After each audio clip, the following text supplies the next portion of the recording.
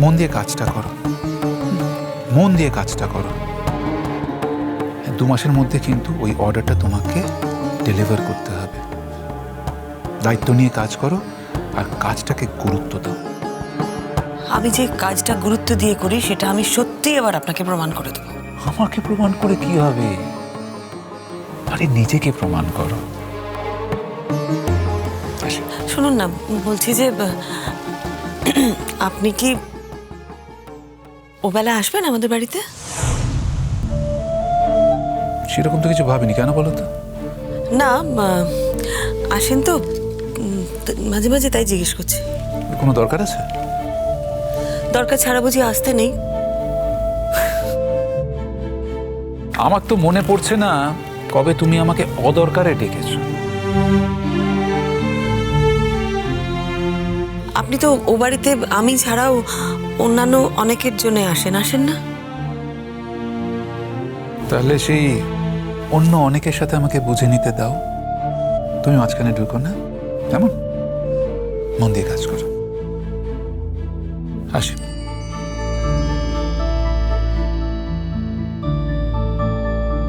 ভাবছিলাম যে সারাটা জীবন আমি একা থাকতে থাকতে ভীষণ ক্লান্ত হয়ে পড়েছি শ্রীময়ী।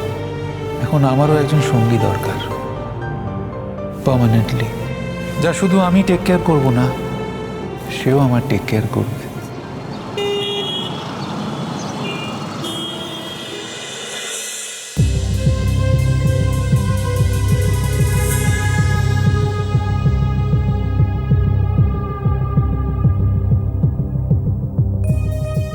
শ্রীময়ী, কি ব্যাপার? এখানে কি চাই? এমনিতে আমি তোমার সামনে আসার অন্যটা করতাম না, কিন্তু একটা কথা বলা দরকার। দরকার? তোমার আমার জীবনে আর কিছু দরকার আছে বলে তো আমার মনে হয় না। কথাটা বাড়ি ছাড়া নিয়ে একটা ডিসিশন নেওয়া দরকার। এ ব্যাপারে আর কি কথা আছে বলো তো? যা বলো তো আমি তোমার বাবা মাকে বলে দিয়েছি, উনি বলেননি তোমায়? এ ব্যাপারে আর নতুন করে কিছু বলবে? মানে তুমি কি বলতে চাও যে তুমি বাড়ি ছেড়ে যাবে না, এখানে থাকবে? যদি তাই মনে করো তাহলে থাকো, কিন্তু সেক্ষেত্রে আমাকে এ বাড়ি ছেড়ে চলে যেতে হবে। আমি সেটা মনে করি না। তুমি আমায় বাড়ি ছাড়তে বলেছ, আমায় বাড়ি ছাড়তে হবে। বাড়ির উপর আমার কোনো অধিকার নেই। তোমার বাড়ি তুমি ছাড়বে কেন? সেটা যদি বুঝেই থাকো তাহলে কোনো রকম অনুনয় বিনয় নিয়ে দয়া করে আমার কাছে এসো না। না, কিন্তু আমার বাড়ি ছেড়ে যাওয়াটা তোমার একটা সিদ্ধান্তের উপর নির্ভর করছে। কি? আমার সিদ্ধান্তের উপর? আমার সিদ্ধান্তের উপর তোমার জীবনে কবে কি নির্ভর করেছে যে আজ নির্ভর করছে? এত বাজে কথা বলো না। এতদিন যা করেছো তবু সহ্য করা যায়, কিন্তু আজ তোমার এই কাজটা না সহ্য করতে পারছি না। অবশ্য তঞ্চকের অনেক রূপ থাকে, তারা গিরগিটির মতন রং পাল্টায়। আর তোমার থেকে বড় তঞ্চক এই পৃথিবীতে দুটো আমি দেখিনি। মেনে নিলাম তোমার কথা, তুমি যা বলছো তাই, কিন্তু তবু একটা দরকারি সিদ্ধান্ত যেটা তোমাকে আমাকে মিলে নিতে হবে। কেন বারবার একই কথা বলছো আমি ঠিক বুঝতে পারছি না। তোমার আমার জীবনে এমন কোনো সিদ্ধান্ত নেই আর যেটা আমাদের একসাথে নেবার আর দরকার আছে। তোমার জীবনটা আলাদা, আমার জীবনটা আলাদা, এটা তুমি ভুলে যাচ্ছ না কি? না, ভুলিনি, মনে আছে শ্রীময়ী। সেই জন্যই কথাটা বলতে আসা। আমায় যদি এই বাড়ি থেকে চলে যেতে হয় তাহলে আমার বাবা মাকেও আমায় নিয়ে যেতে হবে। অনেকদিন তুমি তাদের দায়িত্ব নিয়েছ আমার বাবার, এখন আমার মায়ের দায়িত্ব নিয়েছ, কিন্তু আর বোধহয় সেটা নিতে তুমি বাধ্য নও। তাই আমি যদি চলে যাই তাহলে ইনফ্যাক্ট সেই সিদ্ধান্তটাই একসঙ্গে নেওয়া উচিত আমার মনে হয়। বেশ তো, তোমার যদি মনে হয় তুমি তোমার বাবা মার দায়িত্ব নিতে চাও, নাও না, আমার তাতে কোনো আপত্তি নেই। আমি আপত্তি করার কি বলো? তবে আমি কখনোই ওনাদের এই বাড়ি থেকে চলে যেতে বলতে পারবো না। আর আমার মনে হয় না যে এই বাড়ি থেকে অন্য কোথাও গিয়ে তোমার বাবা মা খুব একটা ভালো থাকবেন বলে, আমার একেবারেই সেটা মনে হয় না।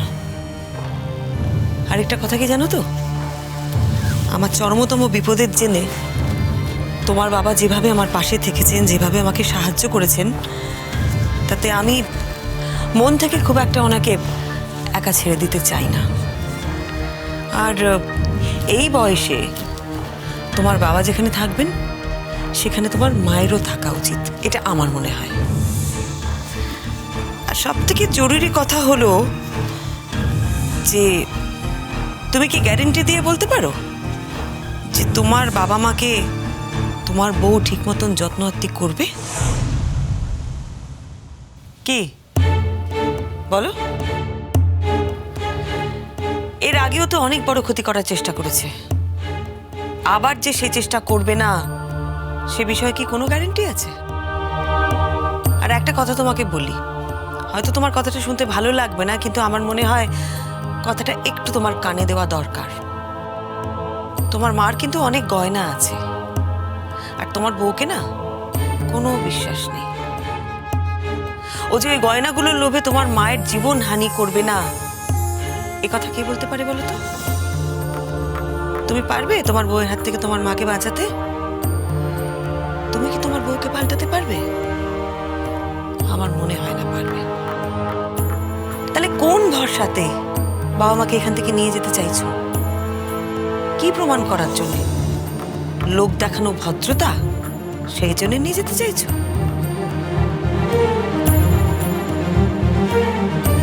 জীবনে যাই ঘটুক না কেন, আমার বাবা মাকে ছেড়ে আমি কোথাও যাইনি, তাদের দায়িত্ব এড়িয়ে যায়নি কখনো। সেটা তুমি খুব ভালো করে জানো। তুমি যখন বাড়ি ছেড়ে চলে গেলে আমার বাবা তোমার সঙ্গে চলে গেছিল, তাতে আমার কোনো ভূমিকা ছিল না, আটকানোরও উপায় ছিল না। কিন্তু আমার মাকে ছেড়ে আমি কখনো যাইনি, কখনো আমার থেকে দূরে করে দিইনি। আজ যখন তুমি আমাকে বাড়ি থেকে চলে যেতে বলছো, আমি চলে যেতে বাধ্য। এ বাড়িতে আমার কোনো অধিকার নেই, কিন্তু বাবা মায়ের দায়িত্ব, সেটা ভীষণ ইম্পর্ট্যান্ট ডিসিশন। আর সেই সিদ্ধান্তটা তোমাকেই নিতে হবে, তোমার উপর সবটা নির্ভর করছে। তোমার বাবা মার দায়িত্ব আমি তোমাকে দিতে পারবো না, কারণ আমার মনে হয় না তুমি ওদের কোনো রকম নিরাপত্তা দিতে পারবে বলে। ওদের যদি চরমতম ক্ষতিও হয়ে যায়, তুমি কিচ্ছু করতে পারবে না। এই তো কদিন আগে তোমার মা অসুস্থ হয়েছিলেন, কি করতে পেরেছো তুমি? কিচ্ছু করতে পারোনি। তাছাড়া তোমার মায়ের আগুনের কাছে যাওয়া বারণ ছিল, কিন্তু প্রত্যেক দিন তিনি রান্না বান্না করেছেন, বাড়ির সব কাজ করেছেন। তুমি কিছু করতে পেরেছো তাতে? আটকাতে পেরেছো? আমি মাকে বারণ করেছিলাম, মা শোনেনি। তুমি জিজ্ঞেস করে দেখতে চুপ পারো। করো তো, এসব গল্প আমাকে দিও না। বারণ করেছিলাম, মা শোনেনি। বারণ করেছিলে তো প্রত্যেক দিন উনি হাত পুড়িয়ে রান্না কেন করতেন? বাড়ির সমস্ত কাজ উনি কেন করতেন? তুমি কোনো বিকল্প ব্যবস্থা কেন করতে পারোনি? আসলে কি জানো তো, তুমি তোমার বউয়ের মুখের উপরে কোনো কথা বলতেই পারো না, বোধহয় ভয় পাও ওকে। এখন তো তোমার মাকে দরকার, এখন তো রাখবে মাকে সাথে। একটা ফ্রিতে আয়া দরকার না, একটা আয়া লাগবে তো। কি বলছো শ্রীময়ী? আমি একটা কথা বিশ্বাস করি না, জুন মিথ্যে কথা বলছে। চুপ করো। তোমার মুখ থেকে আমি কোনো ব্যাখ্যা শুনতে চাই না। কি সত্যি কি মিথ্যে সেটা তুমি বোঝো, আমার জানার কোনো দরকার নেই। তোমার জীবনে কি ঘটছে আমি জানতে একটুও ইচ্ছুক নই। আমার শুধু একটা জিনিস খারাপ লাগে, যে এরকম একটা লোকের সাথে আমি আমার জীবনের এতগুলো বছর কাটিয়েছি।